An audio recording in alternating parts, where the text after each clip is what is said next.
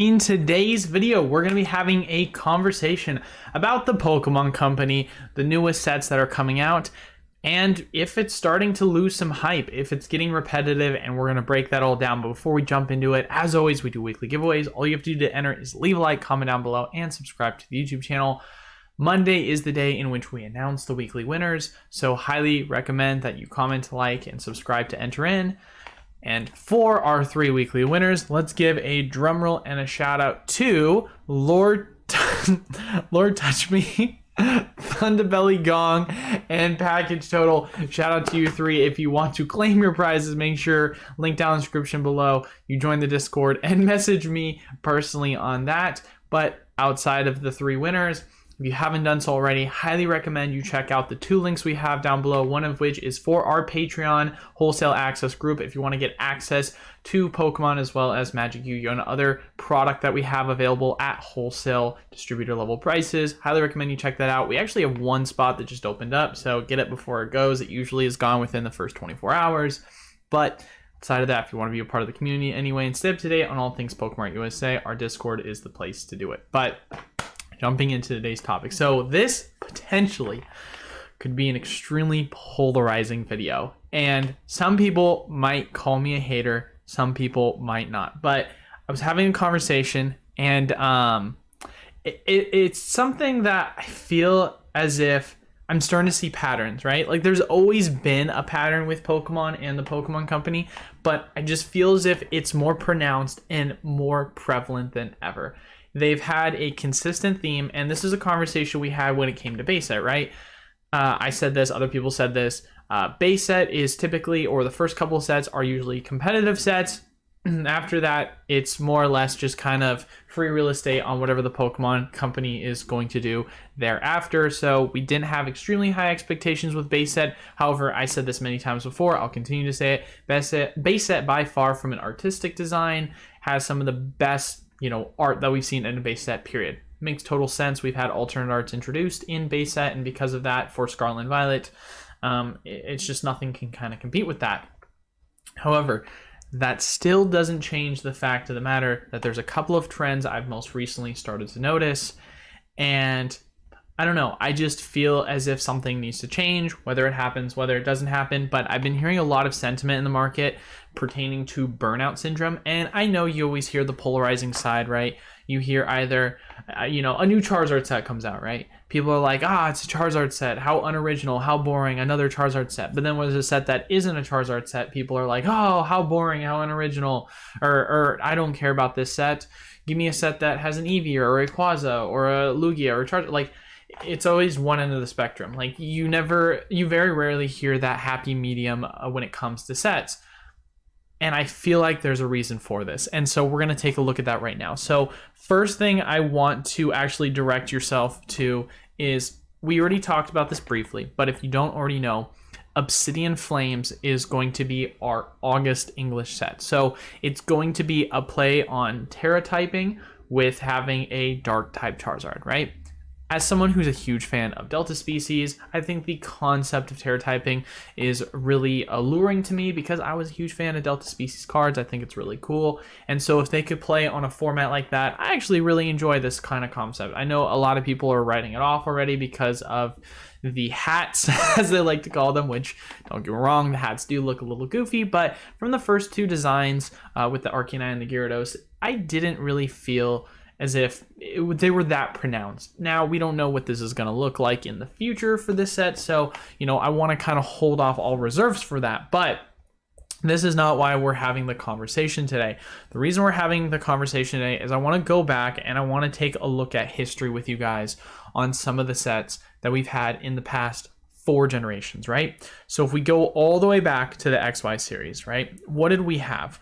We had XY base, Flash Fire, Furious Fist. Sun and Moon base set, Guardian Rising, Burning Shadows. Sword and Shield base, Rebel Clash, Darkness Ablaze. And for us, it's going to be Sun and Moon base, Paldea Evolved, and Obsidian Flame. What do all of these sets have in common? Or all 3 of these, first sets have in common? 2 out of 3 of them are always competitive sets, and one of the 3 always has a Charizard. And it just has come to my attention. And obviously this isn't new, like, right? This has been happening for the past 3 sets. So the fact that, or generations. So the fact this happens for a 4th generation, right? It's not that surprising. However, that doesn't change the fact of the matter that we're in a conversation of, the revolution of alternate art designs and them really just kind of busting it down with new artworks, and how that's extremely thrilling, is extremely exciting. That doesn't kind of change the fact of the matter that when you still look at the set as a whole, you say to yourself, okay, well, that's still just kind of boring, right? Like another system of just another Charizard set. And don't get me wrong, like Charizard sets, they're fine. Like they can do well, but if you truly look at the Charizard sets, I would say outside of Flashfire, if you look at Burning Shadows and you look at Darkness Ablaze, they both got absolutely terrible reviews, right? Darkness Ablaze, what are you going to hit in that set? It's Charizard or nothing. And even then, it was just a Charizard VMAX. It wasn't even a Rainbow or a Shiny Charizard.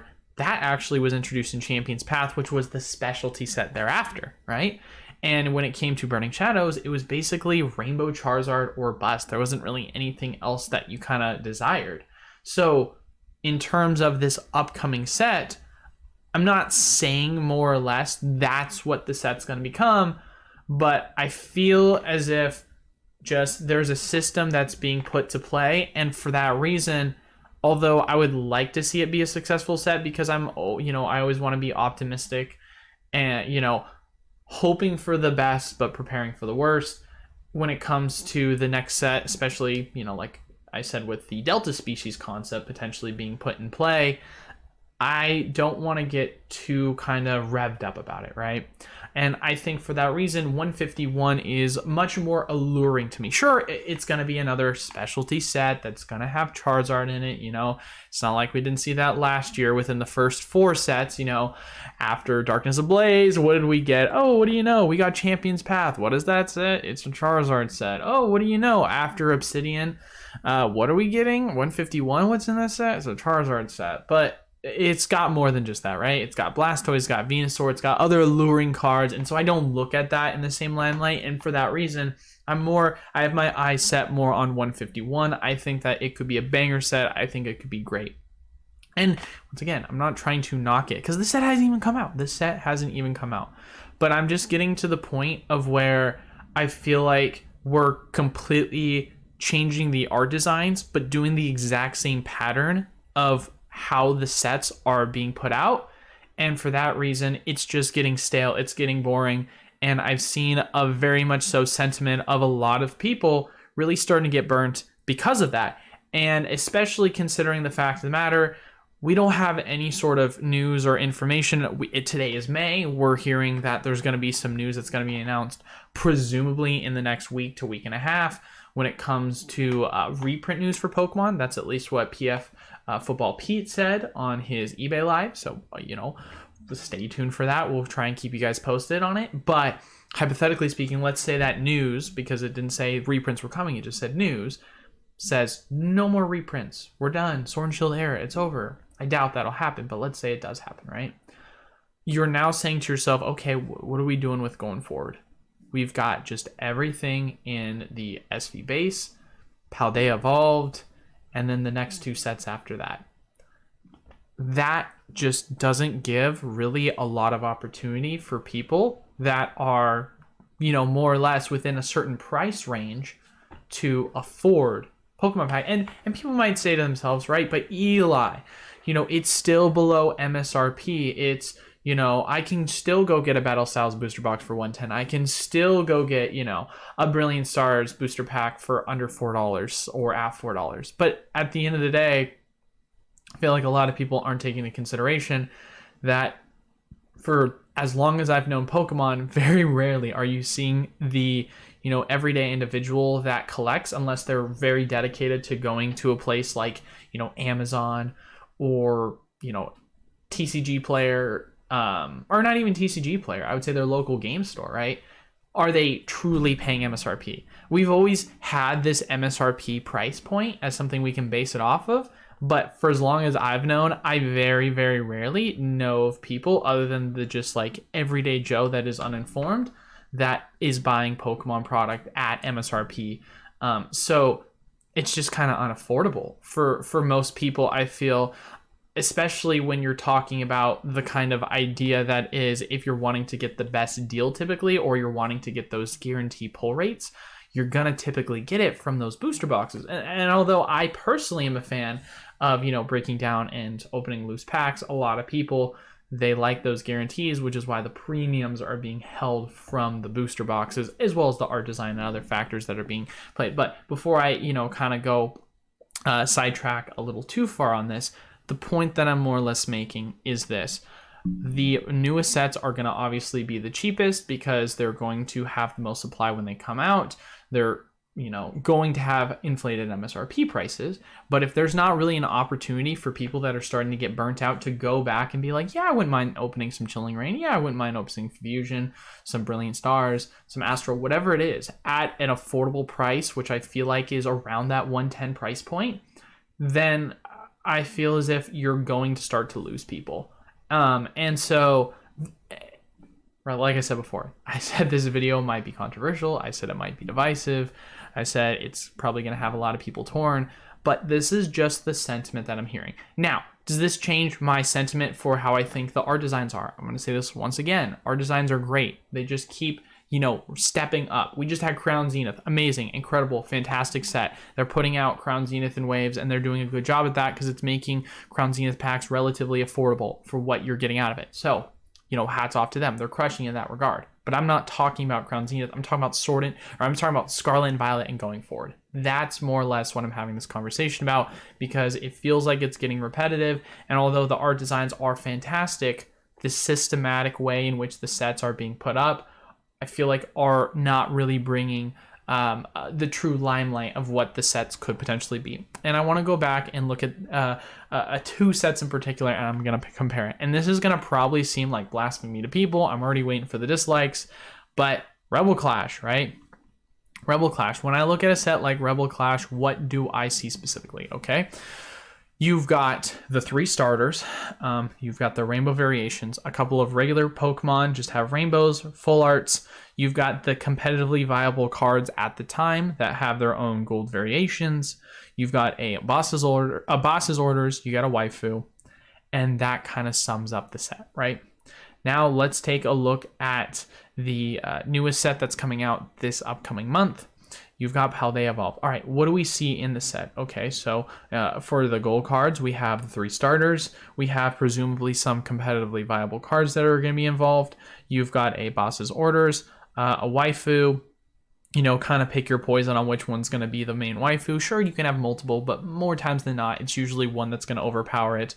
Rebel Clash, Sonya is the main waifu, but, Alina is still another full art technically that, people could like, but it's not a Sonya, right? So we'll see. We could potentially see 2 or 3 in the set, but who knows? And then you're just kind of miscellaneous. Instead of rainbow cards, it's Terra Pokemon.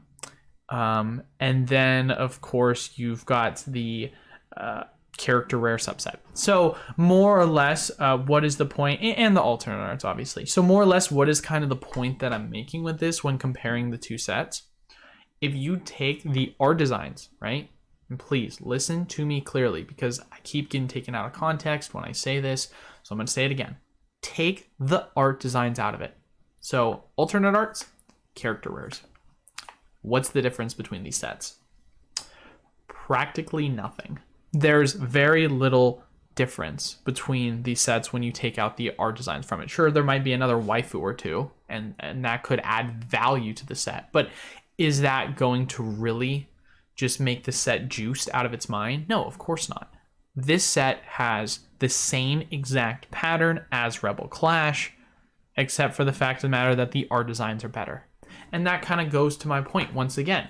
I think that what SV is doing is they're starting off strong with the art designs, and they're going to continue to more than likely stay strong with the art designs because the art designs in the set are indeed gorgeous. But at the end of the day, is that going to change the sentiment I think that a lot of people are generally going to have which is the overall system and how this is being put out is repetitive. And don't get me wrong, right? Like, you have new Pokemon that are introduced and people can see that as a fresh new design that people enjoy.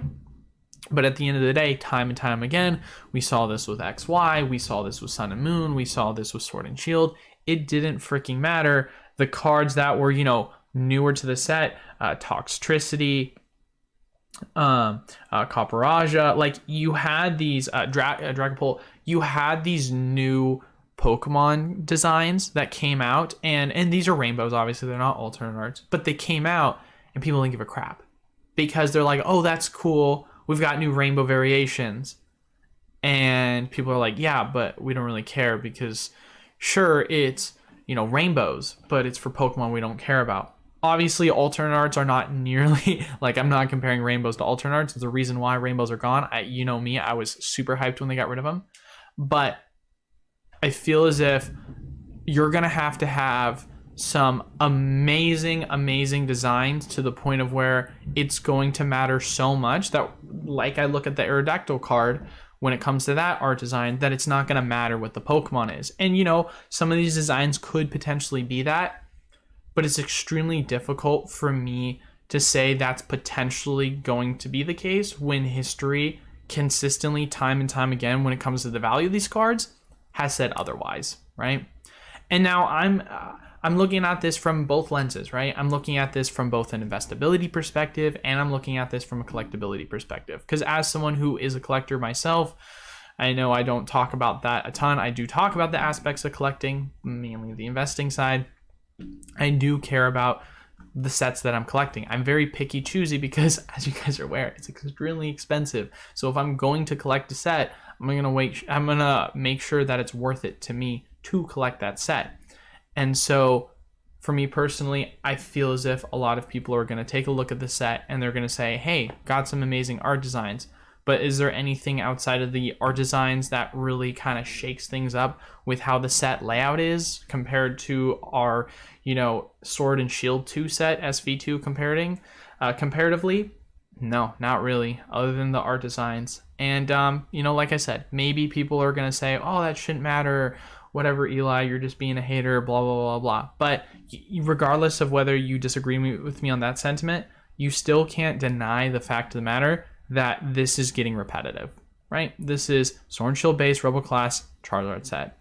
Sun and Moon, Guardians Rising, Charizard set. XY base, Charizard set, then another competitive set. And we're just seeing that once again. And I mean, once again, you want to go take a look at another set? Let's go take a look at Guardians Rising. Guardians Rising even was a set that had some cards that when you go back and look at it, you say, Guardians Rising. It had a Sylveon in it. Everyone likes Sylveon, right? Sylveon's, it's an evolution. Okay, what else is in the set outside of that? Okay, let's see. Some competitively viable cards at the time. Oh, look, the starters with the rainbow variations. Okay, that's interesting. Some other miscellaneous Pokemon that are new to the game or not new to the game that have rainbow variations. Okay, some gold energy cards. All right. What's different again? Nothing. That's the point. It's the same. It's the same, just repackaged with different art designs. So more or less, I feel like this is a conversation I really wanted to have. Hopefully you guys found it still worth having a conversation about. We'll talk about more of this live on Tuesday. We're actually going to have special guest Mason. Him and I are going to be discussing this from Cardinal Games, so shout out to him. We'll be doing that 12:30 Pacific Standard Time, so if you want to check in and tune in during that time. But yeah, no, I just wanted to kind of bring this to everyone's attention because it's still something that is of concern to me, and I wanted to talk about this and address this because I feel like people are constantly so fed up in the here and the now, and we don't spend the time to go take a look back and see truly, like, and this goes from an investing perspective too, making predictions on what we think is going to happen with these next sets, trying to use history as an aid to predict the future. And that's, I feel, as if something that has to be discussed and what we're looking at right now with the considering the repetition that's just continuing to happen with these sets generation after generation after generation. But As far as it goes for today's video, that is all. I want to thank you guys all so much for watching. As always, we do weekly giveaways. All you have to do to enter, leave a like, comment down below, and subscribe to the YouTube channel. Lastly, if you want to be a part of the community in any other way or check out some of the awesome opportunities we have in the community, links down in the description below. Patreon, we've got one spot left, like I said, for the wholesale access tier that just opened up. Highly recommend you join before it sells out if you want to get access to Pokemon product as well as other product at wholesale prices. But outside of that, Discord is the place to be if you want to stay up to date on all things Pokemart USA and be a part of the community. But that is all for today's video. Thank you guys all so much for watching. Until then, I will see you guys on Tuesday. Peace.